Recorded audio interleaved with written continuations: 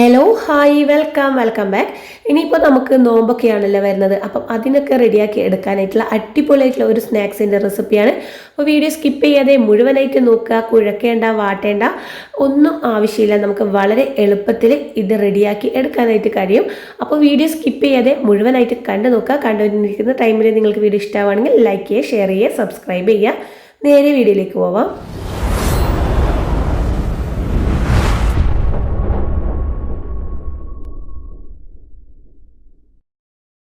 ആദ്യം തന്നെ മിക്സിയുടെ ഒരു ജാർ എടുത്ത് വെച്ചിട്ടുണ്ട്. ഇതിലേക്ക് 2 കപ്പ് അളവിൽ ഗോതമ്പ് പൊടി, ആട്ടാപ്പൊടി ചേർത്ത് കൊടുക്കുന്നുണ്ട്. നമുക്ക് ഇത് മൈദപ്പൊടി വെച്ചിട്ടും ചെയ്ത് കൊടുക്കാവുന്നതാണ്. അപ്പോൾ ഇതാ 2 കപ്പ് തന്നെ ഇട്ടിട്ടുണ്ട്. ഇതിലേക്ക് ഒരു 1/2 ടേബിൾ സ്പൂൺ അളവിൽ ഉപ്പ് ചേർത്തിട്ടുണ്ട്.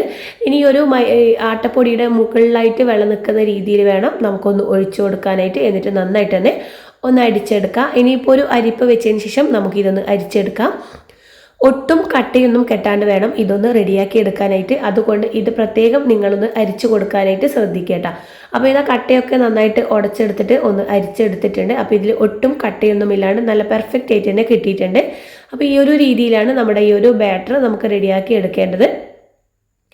ഇനിയിപ്പോൾ ഒരു പാന് വെച്ചിട്ടുണ്ട്. പാന് നന്നായിട്ട് ചൂടാകുന്ന ടൈമിലേക്ക് നമ്മൾ നേരത്തെ മിക്സാക്കി വെച്ചിരിക്കുന്ന ആ ഒരു മിക്സിലേക്ക് നമ്മുടെയൊക്കെ വീട്ടിലുണ്ടാവും ഇതുപോലുള്ള ഒരു ബ്രഷ്. അപ്പം ഇതെടുക്കാനായിട്ട് നോക്കുക. ഇങ്ങനെ തന്നെ എണ്ണയൊക്കെ തടവാനായിട്ട് നമ്മൾ ഉപയോഗിക്കുന്നതാണ്. അപ്പം ഇതെടുത്തതിന് ശേഷം നമ്മുടെ ഈ ഒരു പാനിൻ്റെ ഫുൾ ഭാഗത്തായിട്ട് ഇതുപോലെ ഒന്ന് സ്പ്രെഡ് ചെയ്ത് കൊടുക്കുക.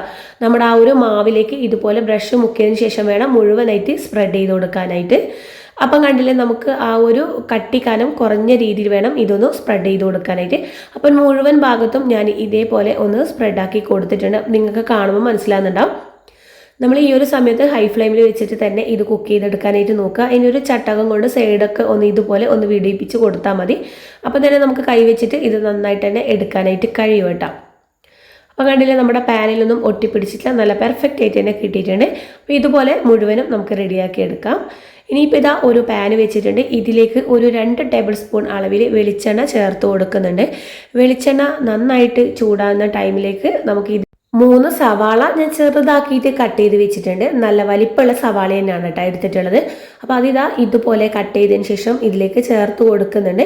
ഇനി നമുക്ക് ഇതിലേക്ക് 3 പച്ചമുളക് കൂടി നീളത്തിൽ കനം കുറഞ്ഞ് അരിഞ്ഞെടുത്തിട്ടുള്ളതാണ്, അതും ഇതിലേക്ക് ചേർത്ത് കൊടുക്കുന്നുണ്ട്.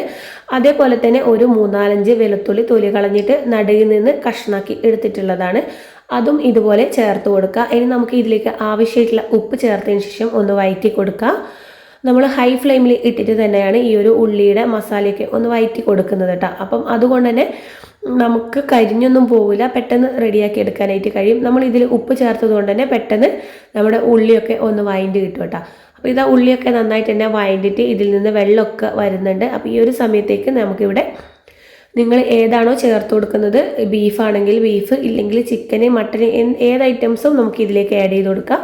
ഞാനിതിലേക്ക് ബീഫ് ഉപ്പ് മഞ്ഞൾപ്പൊടിയിട്ട് വേവിച്ചിട്ട് എടുത്തിട്ടുള്ളതാണ്. അതൊന്ന് മിക്സിയിലിട്ടിട്ട് ഒന്ന് ക്രഷ് ചെയ്ത് എടുത്തതാണ്. അപ്പോൾ അതും കൂടി ഇതിലേക്ക് ചേർത്ത് കുറച്ച് മഞ്ഞൾപ്പൊടി കൂടി ചേർത്ത് വീണ്ടും ഒന്ന് മിക്സ് ചെയ്ത് കൊടുക്കുന്നുണ്ട്. ഇതിലേക്ക് 1 ടേബിൾ സ്പൂൺ അളവിൽ ഗരം മസാലപ്പൊടി, അതുപോലെ തന്നെ നമ്മുടെ മീറ്റ് മസാല കൂടി ഇതിലേക്ക് ആഡ് ചെയ്ത് കൊടുത്തിട്ടുണ്ട്. എന്നിട്ട് നന്നായിട്ട് തന്നെ ഒന്ന് മിക്സാക്കി കൊടുക്കുക. നമ്മുടെ ഈ ഒരു ബീഫും അതുപോലെ തന്നെ നമ്മുടെ മസാലയൊക്കെ നന്നായിട്ട് തന്നെ ഈ ഒരു ഉള്ളിയിൽ പിടിക്കണം. ഇനി ഇതിലേക്ക് ഞാൻ കുറച്ച് മല്ലിയില കൂടി കട്ട് ചെയ്ത് കൊടുത്തിട്ടുണ്ടായിരുന്നു. അതുകൂടി ഒന്ന് മിക്സാക്കി കൊടുത്താൽ നമ്മുടെ മസാല ഇവിടെ റെഡി ആയിട്ടുണ്ട് കേട്ടോ. ഇനിയിപ്പോൾ ഇതാ ഒരു പ്ലേറ്റ് എടുത്തിട്ടുണ്ട്. ഇതിന് മുകളിലേക്ക് നമ്മളിവിടെ നേരത്തെ ചുട്ടെടുത്തിരിക്കുന്ന ഓരോ ദോശയും ഇതിലേക്ക് വെച്ച് കൊടുക്കുക. എന്നിട്ട് അതിൻ്റെ ആ ഒരു നടുഭാഗത്തായിട്ടാണ് ഞാൻ മസാല വെച്ച് കൊടുക്കുന്നത്. കുറച്ചധികം മസാല തന്നെ ഇതിലേക്ക് ആഡ് ചെയ്ത് കൊടുത്തിട്ടുണ്ട് കേട്ടോ. ഇനി നമുക്ക് ഏത് ഷേപ്പിലാണോ വേണ്ടത് ആ ഒരു രീതിയിൽ ഒന്ന് റോൾ ചെയ്ത് കൊടുക്കുക. നമുക്ക് ചെറിയതായിട്ടാണ് വേണ്ടതെങ്കിൽ അതുപോലെ റോൾ ചെയ്യുക. കുറച്ച് വലിപ്പത്തിലാണെങ്കിൽ അങ്ങനെ ചെയ്തെടുക്കുക. അപ്പോൾ ഞാൻ 2 ടൈപ്പിലും കാണിക്കുന്നുണ്ട്. അപ്പോൾ ഇതാ ഒന്ന് ഈ ഒരു ചെറിയ രീതിയിലായിട്ടാണ് റോൾ ചെയ്തിട്ടുള്ളത്. രണ്ടാമത്തത് കുറച്ച് വലിപ്പത്തിൽ റോൾ ചെയ്ത് എടുക്കുന്നുണ്ട്. അപ്പോൾ നമ്മൾ ഇതുപോലെ ഞാൻ ഈ വീഡിയോ കാണിക്കുന്ന രീതിയിൽ നിങ്ങളൊന്ന് റോൾ ചെയ്ത് കൊടുക്കാനായിട്ട് നോക്കുക.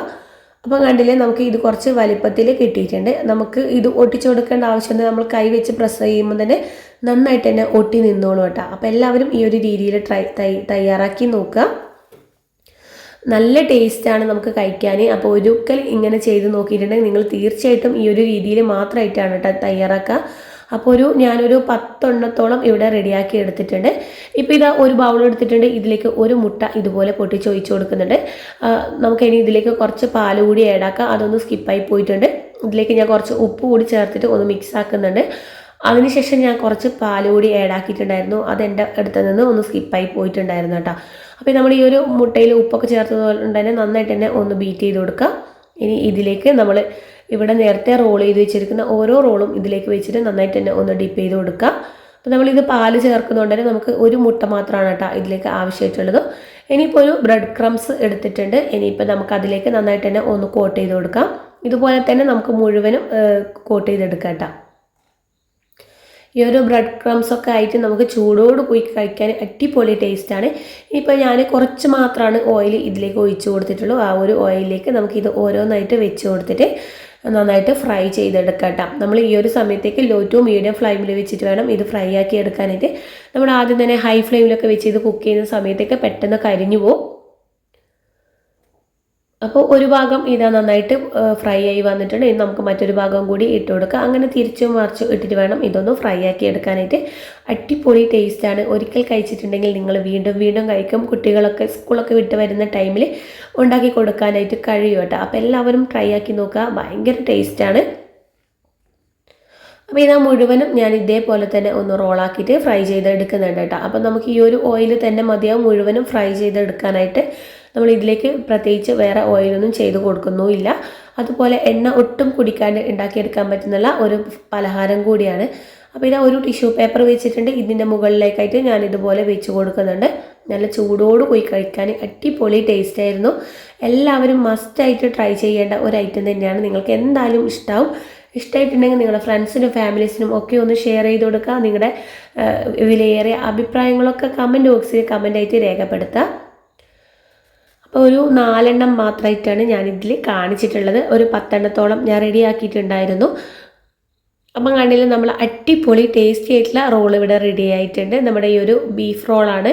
അപ്പോൾ എല്ലാവരും ട്രൈ ചെയ്ത് നോക്കുക. നമ്മുടെ ഇഫ്താറിനൊക്കെ വിളമ്പാൻ പറ്റിയ അടിപൊളി ടേസ്റ്റി ആയിട്ടുള്ള ഐറ്റമാണ് ഇത്. ഒരു 2 എണ്ണം കഴിച്ചാൽ തന്നെ നമ്മുടെ വയറൊക്കെ നിറയും കേട്ടോ. അപ്പോൾ എല്ലാവരും ട്രൈ ആക്കി നോക്കുക. അടുത്ത നല്ല വീഡിയോ ആയിട്ട് കാണുന്നവരേക്കും ബൈ. Thanks for watching.